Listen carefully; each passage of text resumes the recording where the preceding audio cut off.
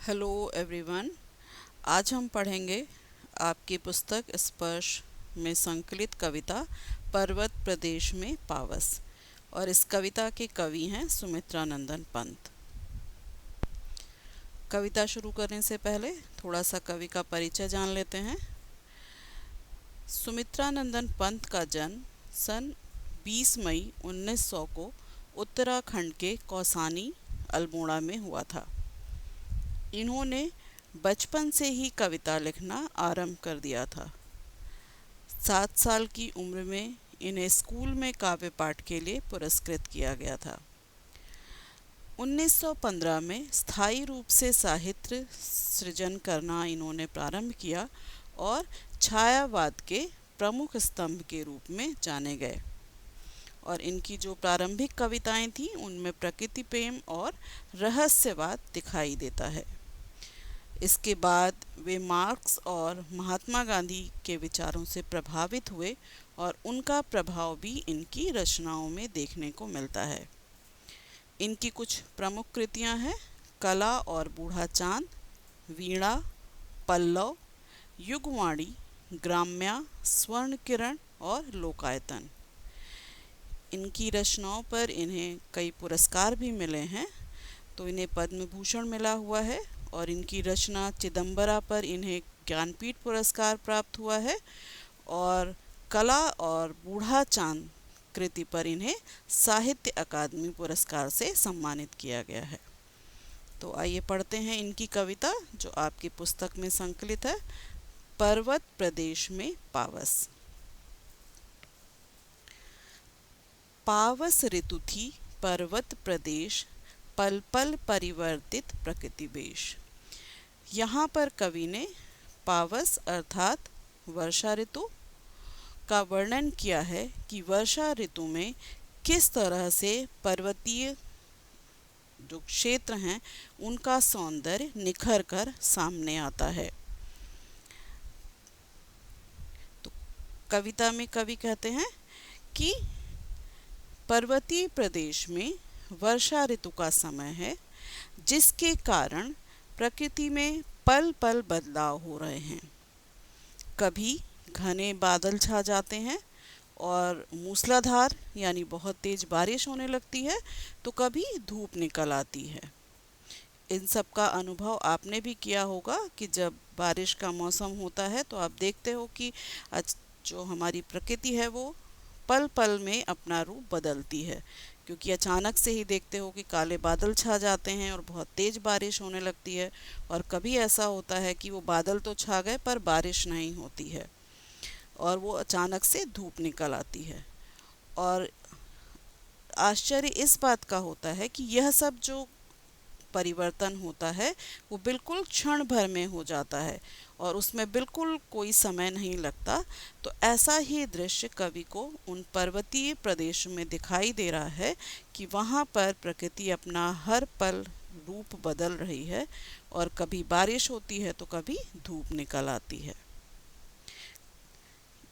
यहाँ पर कवि ने जो भाषा का प्रयोग किया है, जो इनका भाषा सौंदर्य है या इस कविता का शिल्प सौंदर्य है, वो ये है कि यहाँ पर कवि ने प्रकृति का मानवीकरण किया है। मानवीकरण किया है अर्थात प्रकृति को एक मनुष्य के रूप में माना है, एक जीवित प्राणी के रूप में माना है और उसका वर्णन किया है।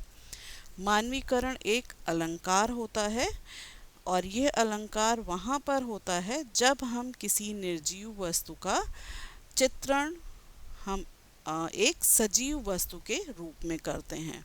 तो यहाँ प्रकृति को भी कहा गया है कि वो पल पल अपना वेश बदलती है, अर्थात वो अपने कपड़े बदलती है, अपने आप को परिवर्तित करती है। तो वो एक मनुष्य के रूप में है। तो यहाँ पर मानवीकरण अलंकार है।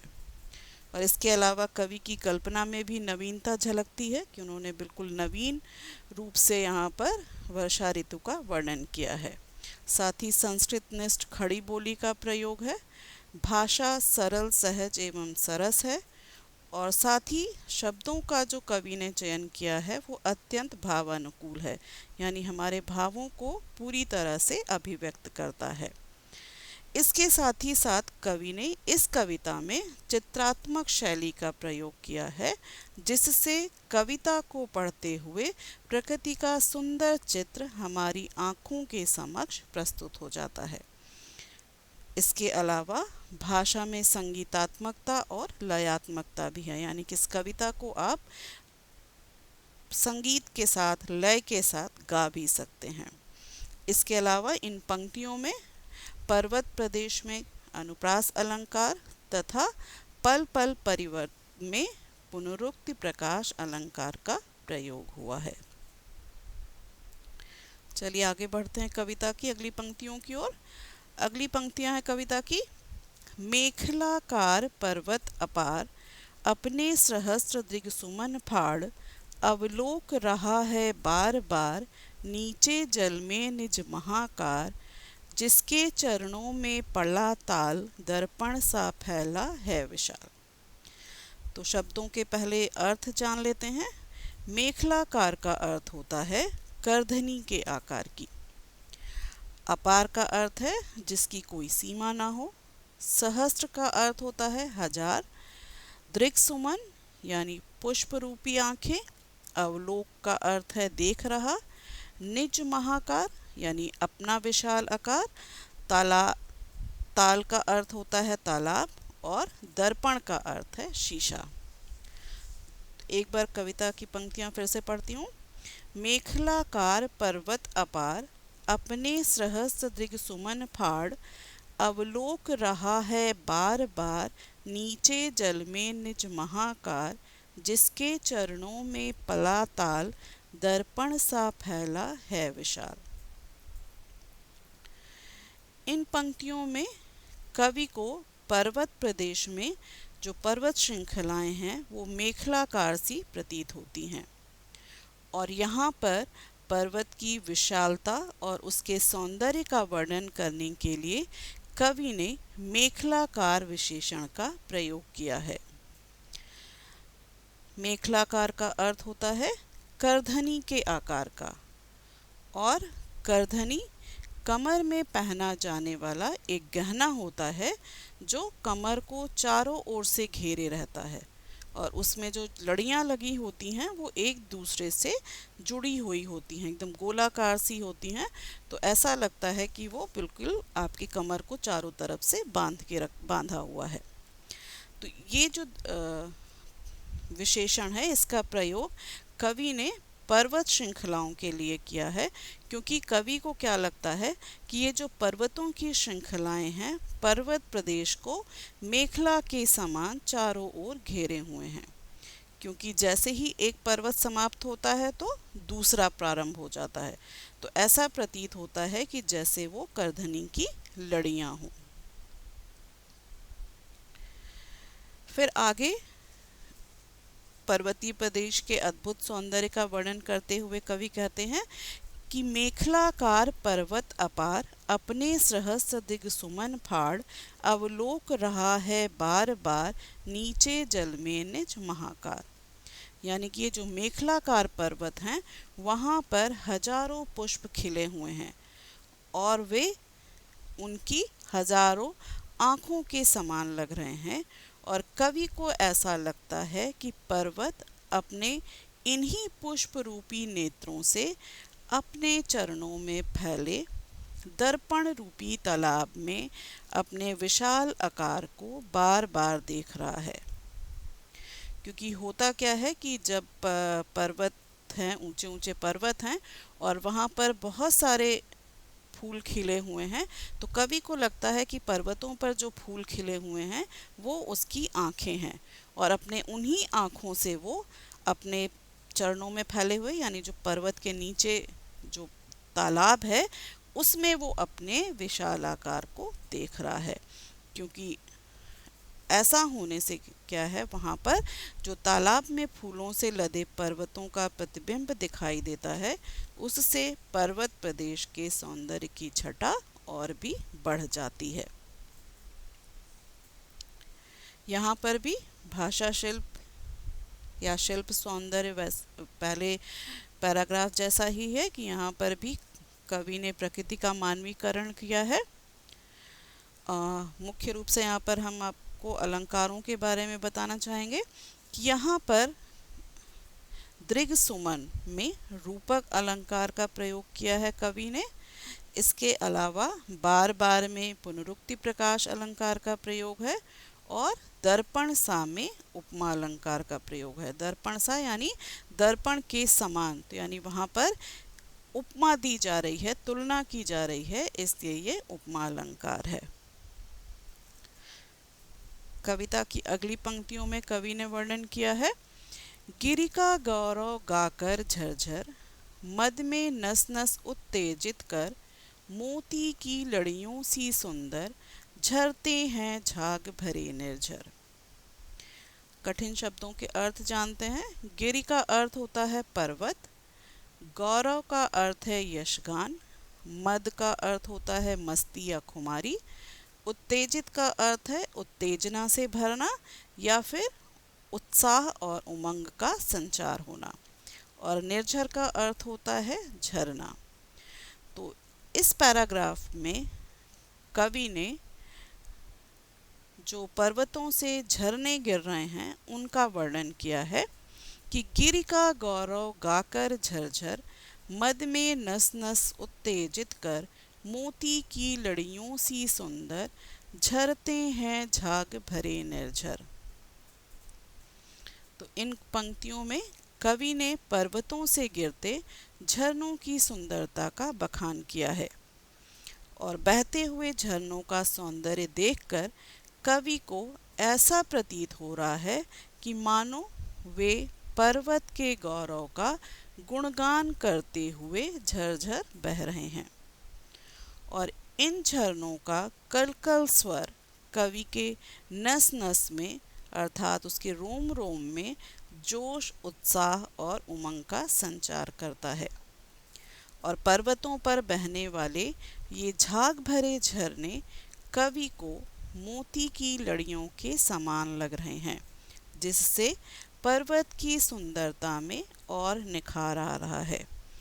आप ये कल्पना कर सकते हैं कि आप किसी पर्वतीय प्रदेश में हैं और वहाँ पर इस तरह से झरनों का दृश्य देखिए तो आपको सोचकर ही रोमांचित हो जाएंगे कि जब झरने के किनारे आप खड़े हों, उसकी छोटी छोटी पानी की जो बूंदें हैं वो आप पर पड़ती हैं तो आपके मन में जोश, उत्साह और उमंग आ जाता है।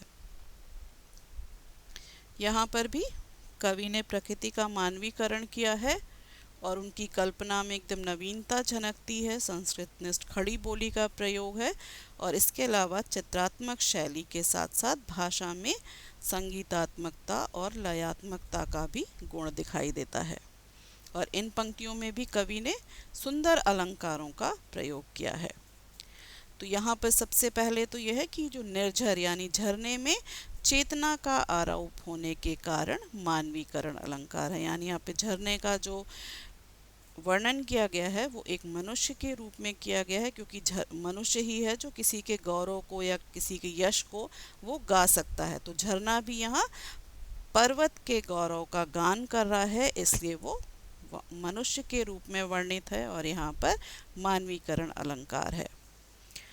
इसके अलावा गिरि का गौरव गाकर में अनुप्रास अलंकार, झरझर तथा नस नस में पुनरुक्ति प्रकाश अलंकार और मोती की लड़ियों से सुंदर में उपमा अलंकार का प्रयोग किया गया है। चलिए आगे बढ़ते हैं कविता की पंक्तियों की ओर। गिरिवर के उर से उठ उठकर उच्च आकांक्षाओं से तरुवर हैं, झांक रहे नीरव नभ पर, अनिमेष अटल कुछ चिंता पर। तो देखते हैं कठिन शब्दों के अर्थ। गिरिवर का अर्थ है पर्वत, उर का अर्थ है हृदय, उच्च आकांक्षाओं का अर्थ होता है बड़ी बड़ी आकांक्षाएं या हमारी ऊंची ऊंची इच्छाएं, तरुवर का अर्थ है पेड़, नीरव का अर्थ है शांत, नभ का अर्थ है आकाश और अनिमेष का अर्थ होता है बिना पलक झपकाए एकटक अपलक, यानी जब आप किसी चीज़ को देख रहे हों और आपकी आंखों की पलकें न झपकें तो उसे कहा जाता है कि आप अनिमेष देख रहे हो। अटल का अर्थ है बिना हिले डुले अर्थात स्थिर होना और चिंता पर का अर्थ है चिंता में डूबे हुए। तो इन पंक्तियों को एक बार फिर से दोहराते हैं। गिरिवर के उर से उठ उठकर उच्चाकांक्षाओं से तरुवर हैं, झांक रहे नीरव नभ पर अनिमेष अटल कुछ चिंता पर।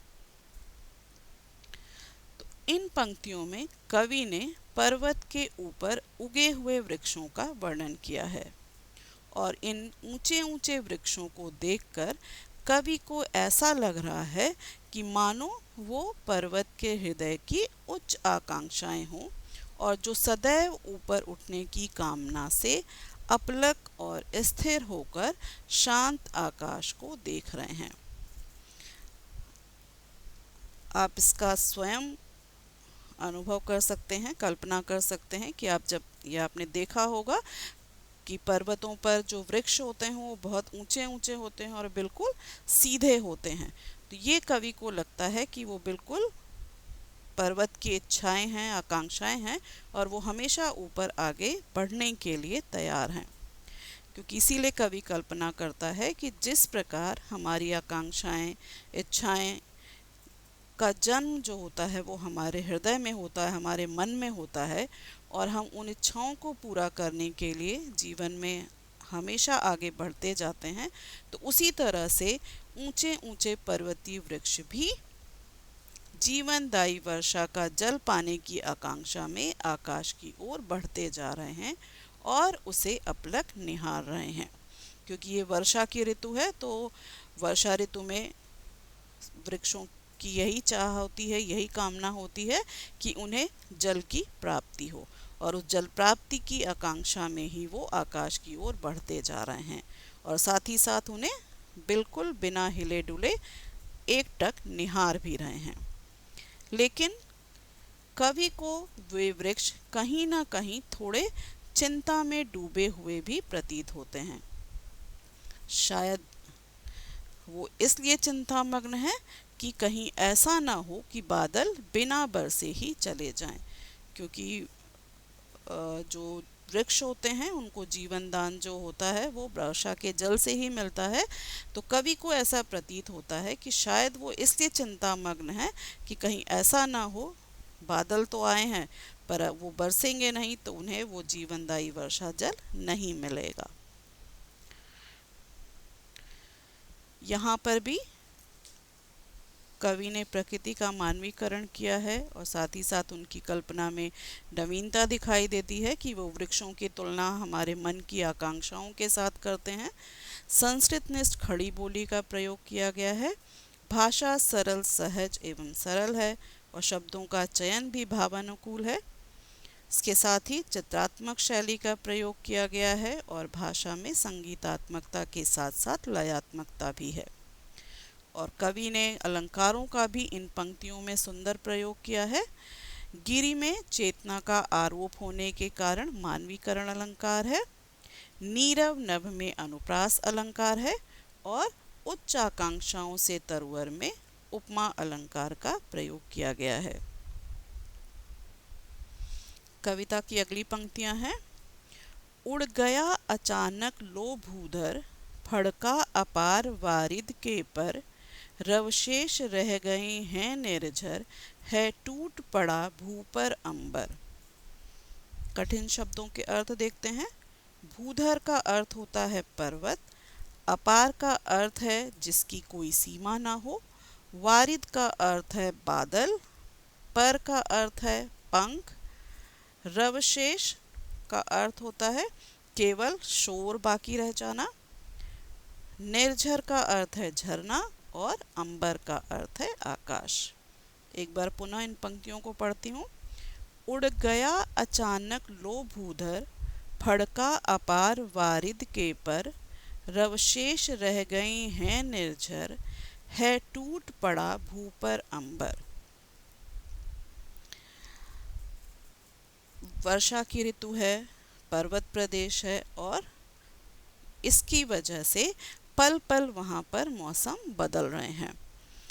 तो पल पल बदलते इस मौसम में जब अचानक से आकाश में बादल छा जाते हैं और पर्वत भी बादलों से ढक जाता है, तब कवि को ऐसा लगता है कि मानो पर्वत अपने सीमाहीन बादलों के पंख फड़फड़ाकर कहीं उड़ गया है, क्योंकि उस समय काले घने बादलों के छा जाने से ऐसा लगता है कि पर्वत जैसे गायब हो गए हों, और उस समय चारों ओर कुछ दिखाई नहीं दे रहा, केवल झरनों का शोर ही सुनाई दे रहा है।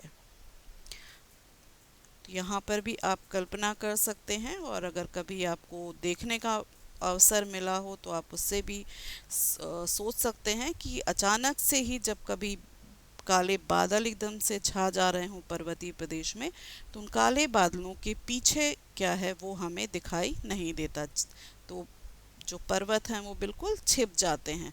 तो कवि को ऐसा लगता है कि शायद वो बादलों के पर लगा के पर्वत उड़ गए हैं, और उड़ने की वजह से वो वहाँ पर दिखाई नहीं दे रहे हैं।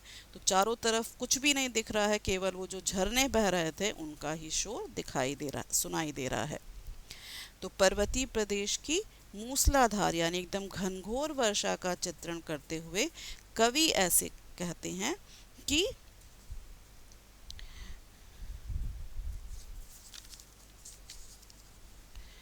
रवशेष रह गए हैं निर्झर, है टूट पड़ा भू पर अंबर। यानी बादलों का घनघोर गर्जन और पानी का बरसना ऐसा लग रहा है कि मानो आकाश टूटकर धरती पर आ गिरा हो, अर्थात जैसे कोई मुसीबत धरती पर टूट पड़ी हो। यहाँ पर कवि ने मुसीबत टूट पड़ना मुहावरे का सुंदर प्रयोग किया है कि सिर्फ आवाज़ सुनाई दे रही है और इतनी तेज वर्षा हो रही है कि ऐसा लग रहा है कि कोई बहुत बड़ी मुसीबत धरती पर आन पड़ी हो। यहाँ पर भी भाषा सौंदर्य देखते हैं। प्रकृति का कवि ने मानवीकरण किया है, कल्पना में नवीनता है। उन्होंने यहाँ पर इस नवीन कल्पना को जन्म दिया है कि पहाड़ों ने बादलों के पंख लगाए और वो पक्षियों की तरह उड़ गए। संस्कृत निष्ठ खड़ी बोली का प्रयोग है। भाषा सरल सहज एवं सरस है, साथ ही शब्दों का चयन अत्यंत भावानुकूल है। चित्रात्मक शैली का प्रयोग किया गया है और भाषा में संगीतात्मकता के साथ साथ लयात्मकता भी है। इसके अलावा कवि ने इन पंक्तियों में भी अलंकारों का सुंदर प्रयोग किया है।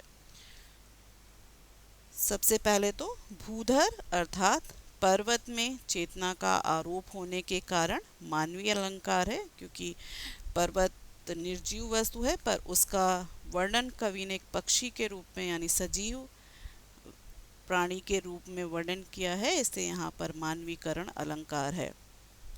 वारित के पर में रूपक अलंकार का प्रयोग है, और टूट पड़ा भू पर अंबर अर्थात आसमान टूट पड़ना मुहावरे का सुंदर प्रयोग किया गया है।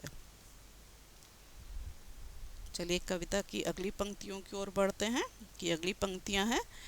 धस गया धरा में सभय शाल, उठ रहा धुआं जल गया ताल, यूं जलद यान में विचर विचर, था इंद्र खेलता इंद्रजाल। कठिन शब्दों के अर्थ देखते हैं। धरा का अर्थ होता है पृथ्वी, सभय का अर्थ होता है भय के साथ या डर कर। शाल शाल एक प्रकार के वृक्ष का नाम है जो पहाड़ों में विशेष रूप से पाया जाता है। जलदयान यानी बादल रूपी वाहन, विचर विचर यानी घूम घूम कर, और इंद्रजाल का अर्थ होता है इंद्रधनुष।